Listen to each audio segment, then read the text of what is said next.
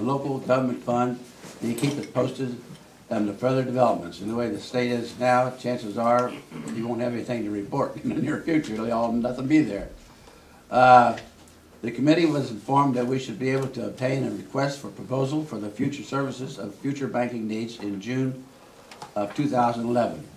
The committee asked the fiscal officer to check if there was any additional revenue to be generated by vehicle license fees, and we were informed that the village is at its maximum, and that's $20 for every license plate sold within the village. We can't go any higher. We discussed the health insurance proposals, and there was discussion about eliminating the HRA, replacing it with an HSA, and we would discuss this future when the other quotes came in. Revenue status reports were reviewed, and we still have concerns for the police fund for next year. Chief Zucker stated the fact that police levy failed. He had some options to maintain police services levels for the 2011 year, and that these options would be explored throughout the coming year.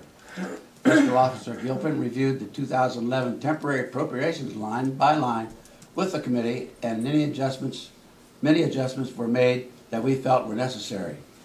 These percentages were less than the total expected to receive, just in case. If you put them in there at the full amount and there's a little bit slip up, then you're going down to 2. This way we got a little bit of cushion if it don't work out quite right. Then we had a special finance meeting on December the 18th.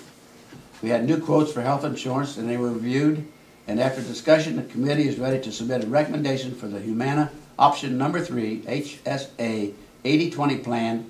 The employees will receive an initial $500 contribution to their HSA account, and also 10% of the premium per month. The dental will remain the same, and life insurance will be with Anthem option 3. End of report.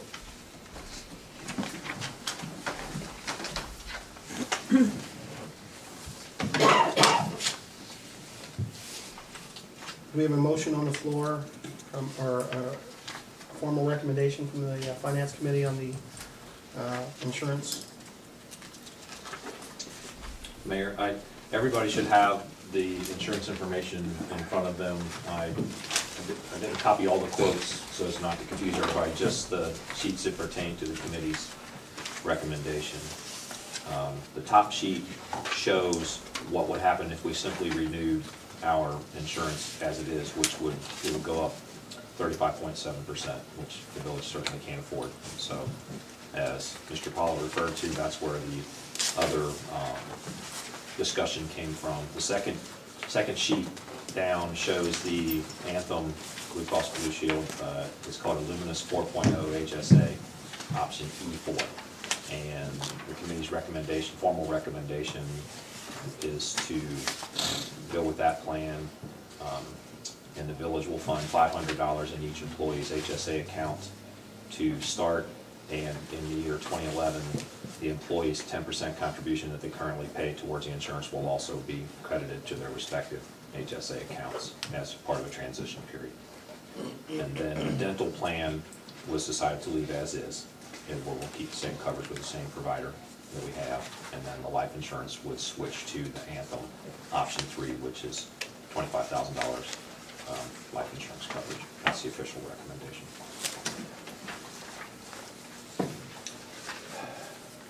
Can I get that in form of a motion? I'll make the motion. Second. Any discussion or questions?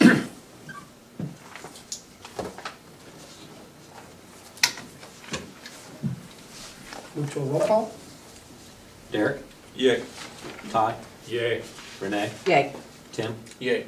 Bob? Yay. Chuck?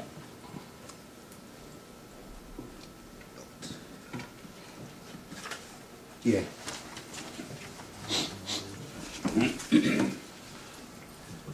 The Finance Committee's recommendations have been approved by Council.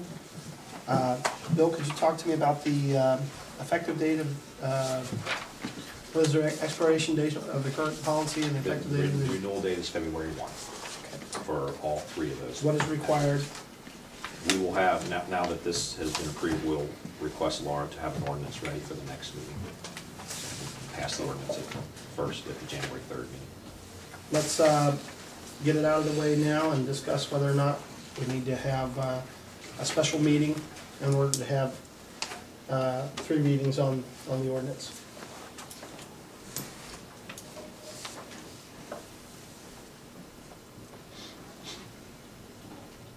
In the month of January, there'll be 2 scheduled meetings. There'll be 2 readings there. If council, I just want to be prepared so that Laura can prepare the ordinance accordingly. You know, we will either need to pass it as an emergency or have a special meeting somewhere in between to have a third reading. That's what I'm getting at.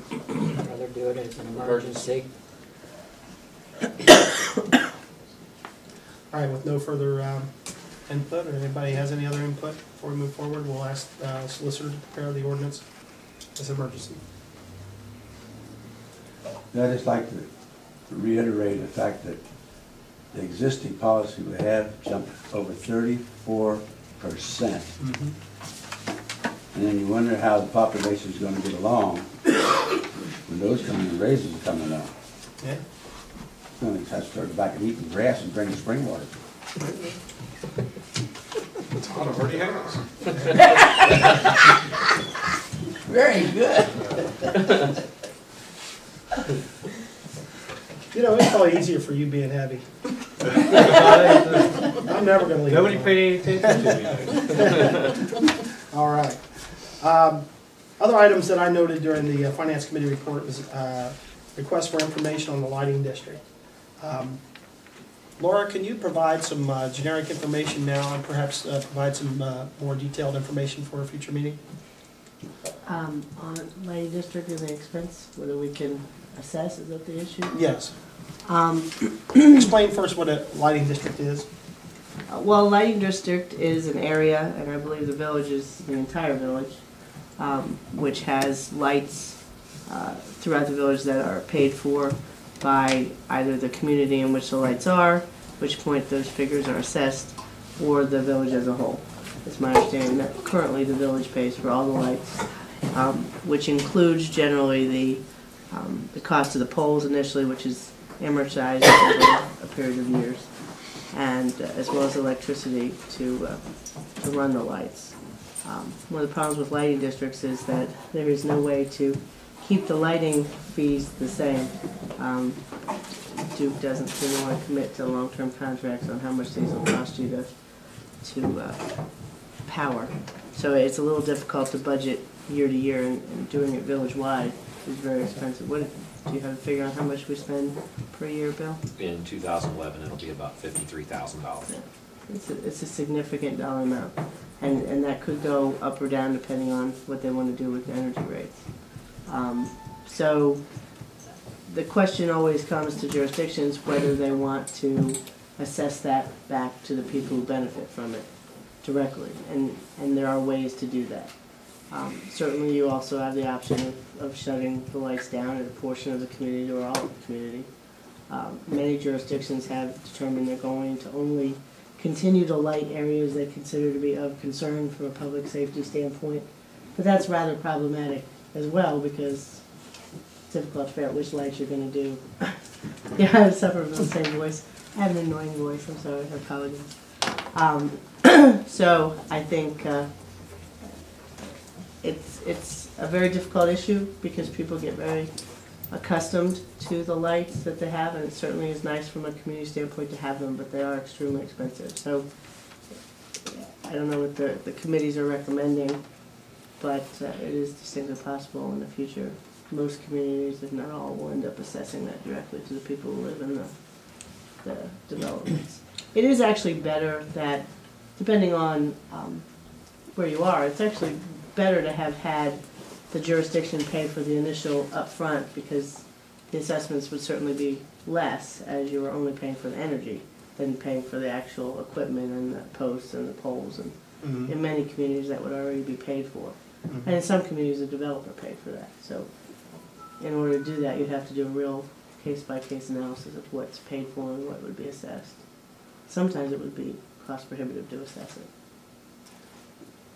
I guess in just hearing from the finance committee that they wanted more information on the lighting district. Yeah, Having heard what you just heard from Laura, are you still interested in hearing more, and how do you want to proceed from here? what scared me was when she said it might cost more. And, you know, I don't know if that would be, if that's Well, it corruption wouldn't or cost the not. village more, but it could certainly, if you broke it down in the communities, depending on how the energy company does it, you might not get the economies of scale, and they might be charging more for the rates, because they really do control that. You can't. So you're saying they might not view it as being, like for example, we're buying energy on behalf of the entire For the whole village. village, yes. And if you set up a lighting district for Amelia Park, one for Quail Creek and Sedona Ridge, and one for Old, It might be different. and is there some reason why there couldn't be a lighting district set up for the entire village, or do you know off the top of your head if there's a, Well, I think you already have one set up for the entire. that's the way it is now? Yeah, that's the way it's already set up now. As I understand it, I've not looked at your underlying documents, but that was always my understanding. But as you decide, or if you decide, to eliminate certain lights, you may not see the benefit you're hoping to see, because they may not reduce it by that much. And the actual energy to power any given light is not significant compared to the whole, but so you'd have to eliminate quite a few for it to make. So just to clarify that by setting up a lighting district, residents would be billed directly for their portion of the lighting district with which they're in. Well, and there are different ways to do the lighting districts as well. I mean, some of the ways to do lighting districts require the people in that community to agree to that and request it. So we'll certainly pull up for you and do a memo on how to do the different lighting districts and what to do. So similar, by petition. By petition, Yeah. right. And I think this all came about during our discussions with the appropriations, where that line item came up and started at 43 or 46,000, and we were adding, one of our divisions is adding more lights, so it jumped up 6,000 more. So we just kind of kicked around, okay, how can we control this cost? You know, every year is going to go up 6,000 to 12,000 due to new development. Let's take a look at different options. I'm not saying that's the way to go, and we definitely, I would be hard pressed to go that route if it's going to cost everybody more for the energy. So, but it's definitely worth looking into It's a and thought. seeing about a way to control the cost. Well, and we do need to think going forward that your requirements for development include that lights must be in every subdivision. So if you're rethinking that that's a good policy going forward, we need to be cognizant of that as you're looking at new development. For new development. And as developers start digging again into developments they had prior approval for, maybe something to rethink, that maybe you don't need as many lights, or don't need lights in that particular subdivision at all. But that's currently a requirement that must be done in each subdivision for the village. How widely utilized is this kind of an option based on your experience? The lighting districts and townships must be done by petition, and they must be assessed. So it's in townships where they exist, they're generally paying a fee. If it's large enough, it's not really a problem. People will see, a $10, $15 assessment, twice a year, and generally, certainly the value of the lights is worth that to them.